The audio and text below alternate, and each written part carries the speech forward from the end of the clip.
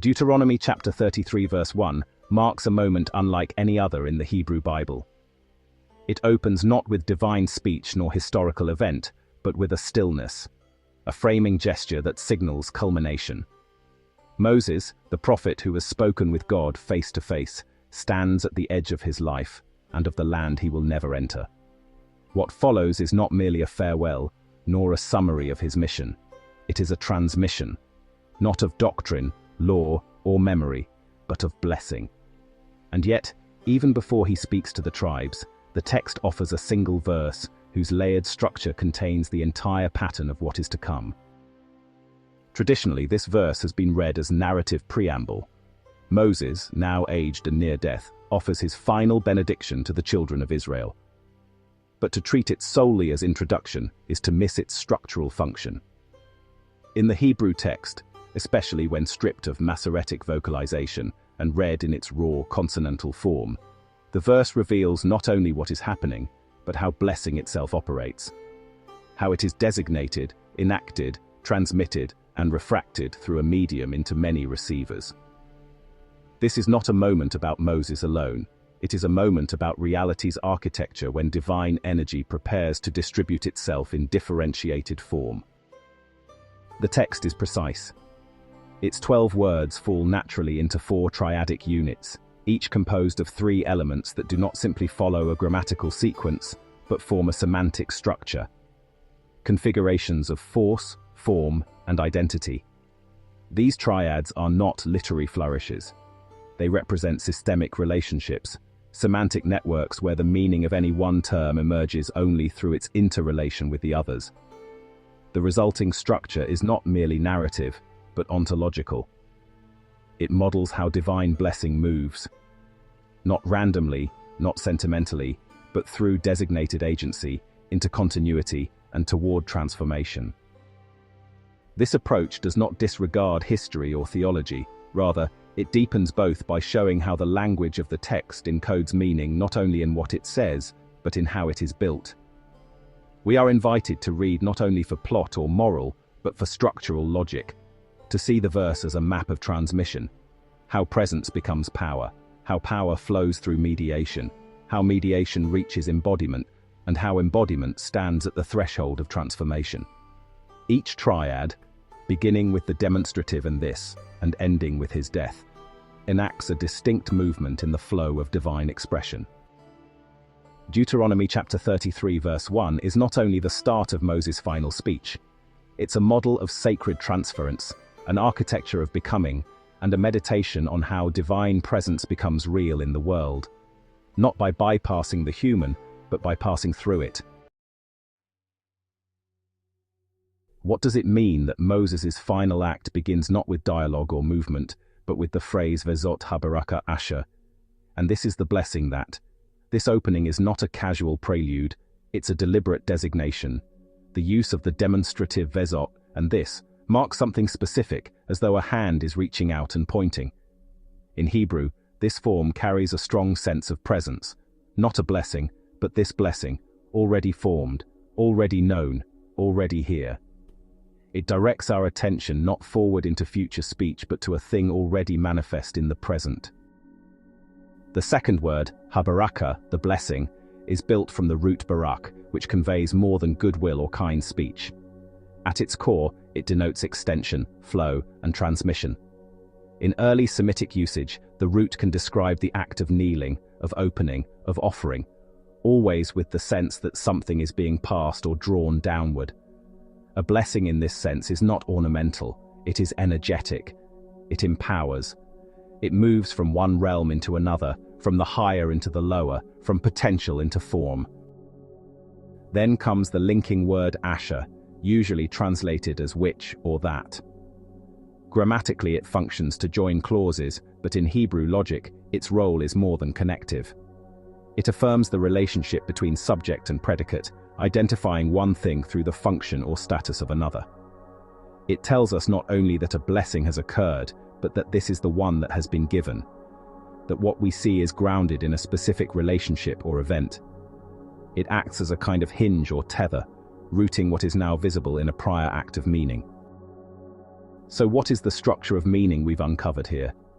First, there is the act of designating, appointing to something present, deliberate, and distinct.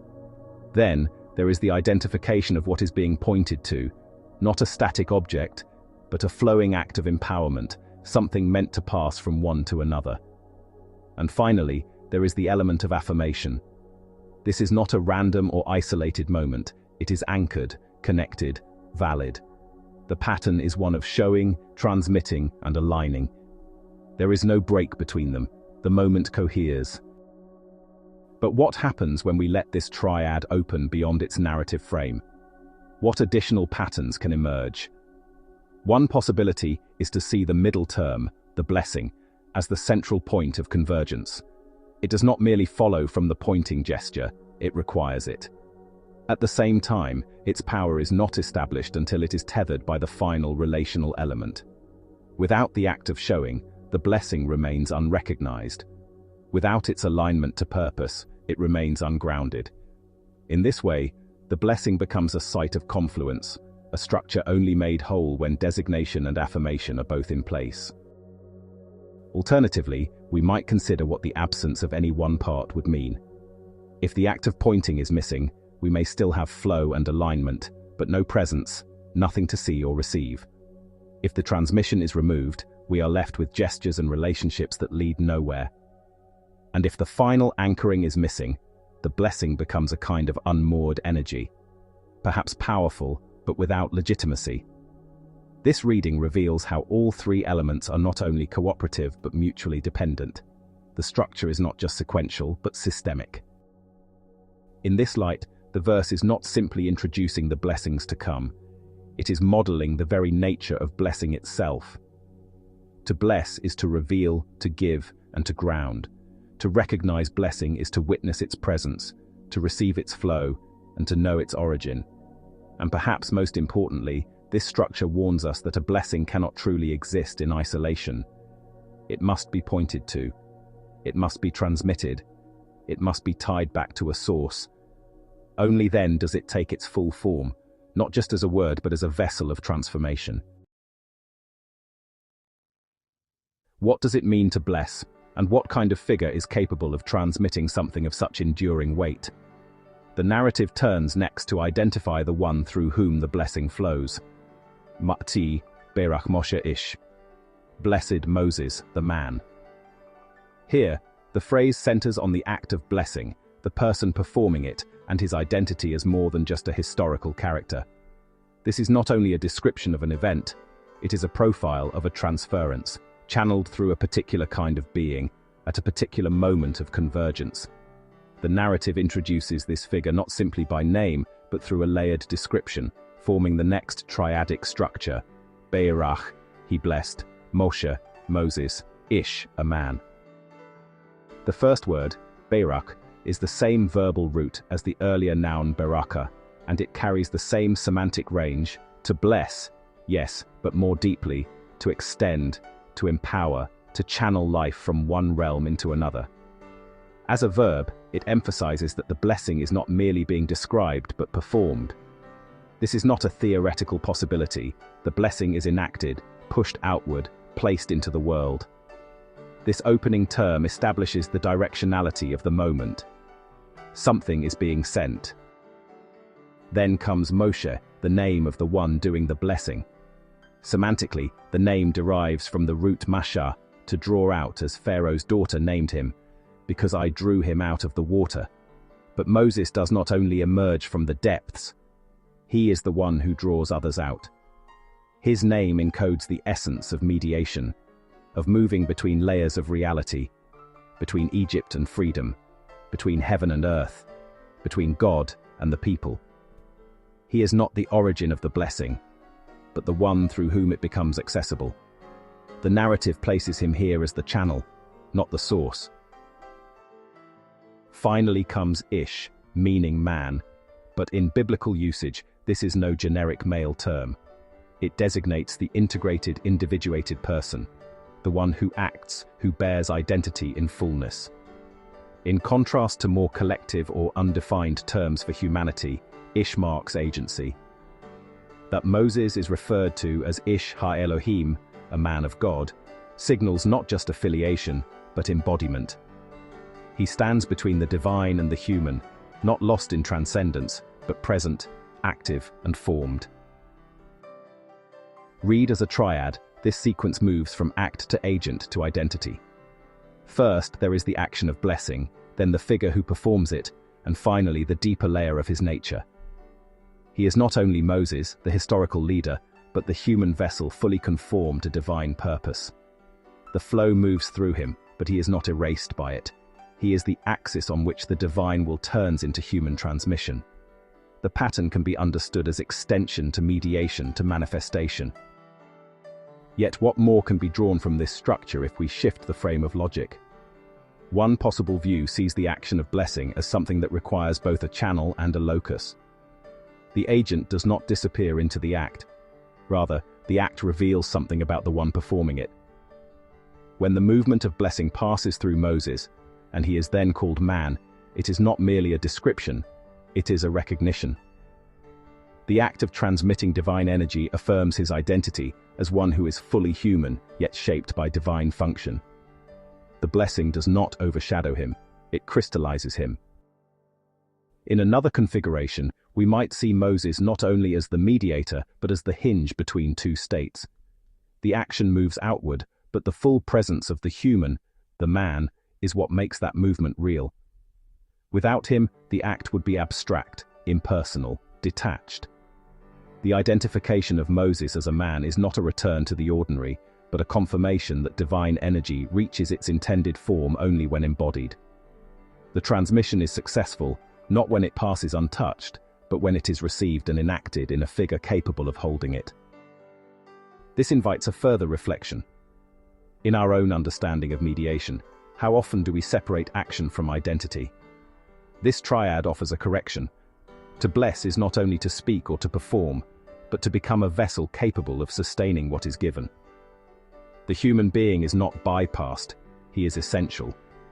There is no divine blessing in this world that does not pass through a figure shaped and named, who bears the imprint of both heaven and earth.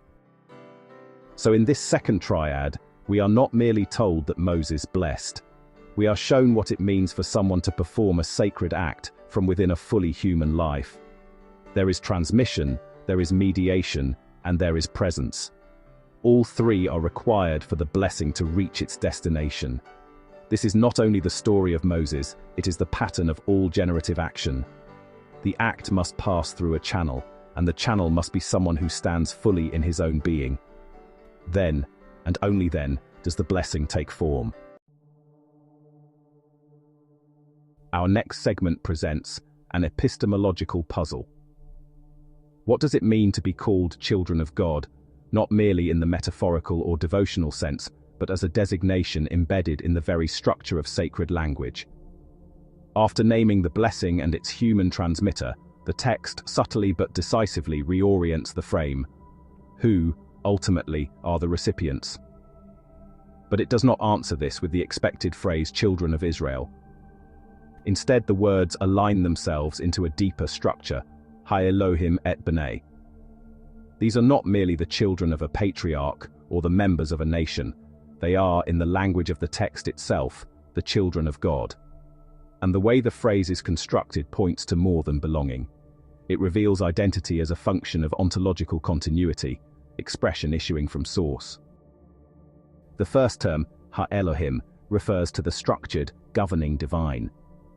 Unlike the more intimate name Yahweh, which signals presence and covenantal closeness, Elohim speaks of ordered totality, power expressed in multiplicity, yet unified in intention. This name is used in the opening lines of Genesis to describe creation itself, not as a spontaneous outpouring, but as a systematic unfolding. It is the divine name of boundaries, of laws, of generative frameworks. In this sense, Ha-Elohim signals not just a deity, but an origin, the architect of form. Then comes et, a word so grammatically common that it is often passed over without comment. But here, placed between origin and expression, it cannot be ignored. Composed of Aleph and Tav, the first and last letters of the Hebrew alphabet. It has long been read in mystical and exegetical traditions as a symbol of totality, the entirety of speech, the fullness of articulation, the spectrum of expressive being. It is the silent glyph of everything that can be named. In grammatical terms, it signals that what follows is the object of divine action. But conceptually, it is more. It equates what precedes with what follows. It becomes the bridge that does not merely point, but renders. What is on one side emerges through the other. In this triad, et is not a directional arrow, it is a mirror, a conduit, a precise equivalence. Finally, b'nai, literally sons or children, carries the root meaning of building. It is not only a label for descendants, but a term that implies continuity through structure. To be a ben in the Hebrew sense is to be an expression, a builder, an extension that is still becoming. The children are not finished products, but ongoing embodiments. And so, when the phrase declares God's children, it is not referring merely to those whom God favors, but to those whose very structure emerges from and expresses divine order. How does this triad function when read as a conceptual unit? It presents a static truth, not an event. This is not about what God does to them, but about what they are in their very being. Source, fullness, expression. There is no action verb here because none is needed. The identity of the children is established by the structure of the phrase itself. It declares them as emergent from God, rendered through the full spectrum of being. This structure invites us to rethink what divine belonging means. If the middle term were merely a grammatical tool, the phrase would lose its conceptual weight. But seen properly, it becomes the hinge, a perfect symbol of translation without distortion. What begins in divine form is made manifest in human continuity. The children are not like God in some abstract sense. They are from God, through the totality of expression, built as expressions of structured divinity. We might then ask, what does it mean for identity to be formed this way? It suggests that to be a child of God is not a matter of spiritual adoption or favor, but of actual structure. These are not people who have been chosen to represent God. They are those who emerge from divine fullness, articulated through it, bearing its imprint. This is not metaphor, it is metaphysics. And so, this triad forms one of the most compact theological statements in the entire verse. The divine is not only present at the top of the chain, it flows through the entirety of the structure. The expression in the middle affirms that the children are not just downstream of power. They are that power, refracted into form. In this light, the blessing is no longer merely a gift. It is a recognition. Moses is not bestowing identity here, he is confirming it. The blessing flows not only because they are worthy, but because they are, fundamentally, derived from and shaped by the fullness of divine being. To receive that blessing is not to be changed into something else. It is to be affirmed as what one truly is. The phrase Ha-Elohim et b'nai reveals a mystery, that the children are already the speech of God made into structure, the architecture of divinity formed in continuity. What remains is only for that truth to be named, and that is what Moses does. What happens when a singular truth, once hidden in unity, begins to unfold into a differentiated form? The previous triad gave us a profound assertion that the children of God are not simply a group among others, but an emergent expression of the divine itself, structured, articulated, real. Yet the verse does not end there. It continues, Yisrael lifnei moto, Israel before his death. If the prior triad revealed identity in essence, this final movement reveals that essence poised before transformation. It signals that what began in divine unity is now preparing to be distributed, expressed tribe by tribe, face by face. Here, the narrative approaches its threshold, the moment when the blessing, and the people who carry it, will move from singular designation into plural embodiment. The triad Yisrael, Lifnei, motto, holds this transition. First is Yisrael, Israel, not as a nation-state, nor merely a collection of individuals, but as the name first given to the one who wrestled with God and man and endured. The name itself bears within it the mark of struggle and transformation. It is a name won, not inherited. In this moment, it stands not only for Jacob's descendants, but for the integrated identity of the people as a whole, the collective vessel of divine human striving. It is the container of covenant, the bearer of blessing, the singular configuration in which the children of God are still united. Then comes Lifnei, before. This is more than a temporal marker. In Hebrew, the word is spatial and relational. It means to stand in front of, to be face to face with, to confront, or to precede. It is the word used to describe standing before kings, before God, before truth. In this context, it suggests both imminence and confrontation. The people stand before something, but more than that, the identity of Israel as a singularity is standing in the presence of something it must face, and in doing so, be changed. That something is Moto, his death. Not death in general, not death abstracted or distanced, but the death of Moses, the mediator, the transmitter, the man through whom the blessing has flowed. His death marks not only the end of a life, but the end of a mode of unity. While he lives, Israel is one under his leadership. He is the voice, the judge, the prophet. But his death signals the moment when Israel must become many, when the blessing must no longer be held by one, but passed into the distinct vessels of each tribe. His death is not simply an absence, it is a generative disintegration. It opens space for plurality. How does this triad function as a whole? It expresses identity in the moment before differentiation, essence facing boundary, unity preparing to fragment in order to fulfill its form. Israel, the collective identity, stands before the final transformation of its mediator, not in mourning alone, but in readiness. The blessing that has been declared must now be distributed. The identity that was held in common must now be individuated, tribe by tribe, face by face, word by word. We might see this triad, then, as a turning point, not a conclusion, but an inflection. Israel does not dissolve with Moses' death. It becomes what it always was in potential, a structured multiplicity. Until now, the people have been named as children of God, in unified form. But immediately after this verse, the text turns to speak not to Israel as one, but to Reuben, Judah, Levi, Benjamin, and so on, each tribe receiving its own shape, its own destiny, its own modulation of the same blessing. The death of Moses does not end the flow, it completes the channel. What was singular must now become plural. What was contained in one must be refracted into 12. There is, in this final movement, a kind of beautiful tension. Israel stands before the death of Moses, not knowing yet how it will bear what is coming. The people do not yet hear the specific blessings. They only know that the moment has arrived. And this is where the triad does its deepest work. It holds the people in suspension. Identity facing transformation, unity confronting the necessity of division. The children of God must now become the tribes of Israel. And yet, because the prior triad has established their identity as divine constructs, this division does not weaken the whole. It fulfills it. The verse, then, is a movement in 4 stages.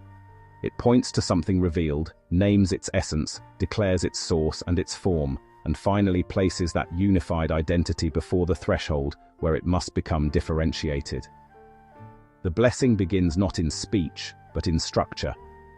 The structure unfolds not in chaos, but through a pattern, unity, transmission, emergence, and transformation. The verse ends with Israel standing before death, but what lies ahead is life. Blessing spoken tribe by tribe, identity multiplied without being lost. This is how the divine flows from one into many and yet remains one. What emerges when we step back from the triadic analyses and behold the verse as a single integrated movement? We find not 4 isolated insights, but a cascading pattern, each triad building upon the last, deepening the force of the one before it, and preparing the ground for the one to come. From designation to agency, from essence to expression, from unity to transformation. Deuteronomy chapter 33. Verse 1 reveals the choreography of blessing: how it appears, how it moves, how it lands, and how it multiplies. So, the first triad established the conditions of presence. Something is shown. A gesture identifies a reality already in view. A blessing not summoned but pointed to. It's not being generated in real time, it's being recognized. Then, the second triad introduced human mediation. The blessing, while divine in origin, must pass through a figure, a man, not as a neutral conduit, but as an integrated being whose identity is clarified by his participation in transmission.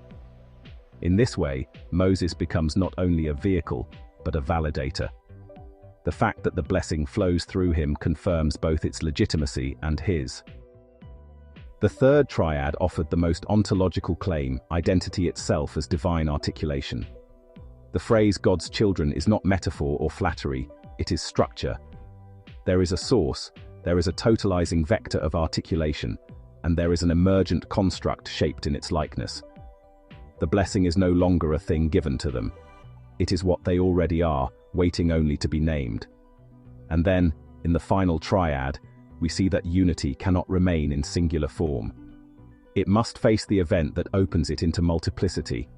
The identity Israel must now become tribalized. The death of Moses does not end the blessing, it releases it into differentiated form. This sequence models not merely a sacred moment in Israelite history, but a perennial truth about transmission itself. Every real blessing moves through the same phases. It must be recognized in presence, enacted through mediation, realized in essence, and finally unfolded into particular form. The pattern echoes across creation, covenant, and human becoming. And the genius of the verse is that it does not state these principles explicitly. It enacts them in how it is built. The blessing is not only described, it is performed in language. The verse does not talk about structure, it is structure.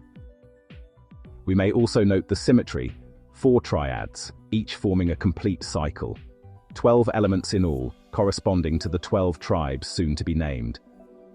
The blessing, before being broken into 12 discrete utterances, is first constructed as 12 interlocking terms. It is as if the entire nation is held together in one compressed formulation, a unity of logic and language that will soon necessarily explode into variety. And yet, nothing is lost in that differentiation. Each tribe will receive a part of what is already true in whole. The blessing is never fragmented, it is refracted. So what is the deep lesson of Deuteronomy 33 verse 1? It is that divine presence does not bypass form. It does not leap over mediation, identity, or structure. It works through them, precisely through them. Blessing is not a force that arrives from elsewhere. It becomes real only when it is made particular, when it is spoken through a figure, recognized in a people, and finally distributed across differentiated vessels. Unity, in this vision, is not a denial of multiplicity, but its ground. And multiplicity is not a departure from unity, but its expression. In this one verse, 12 words, 4 triads, we are shown a vision of sacred flow. It begins with presence. It moves through human mediation. It reveals itself as divine articulation. And it prepares for the threshold, where unity will become many, and yet remain one. The blessing then is not an addition to the people. It is their form, their inheritance, and their calling. To be blessed is to become what one already is. And to transmit that blessing is to participate in the architecture by which the divine becomes real in the world.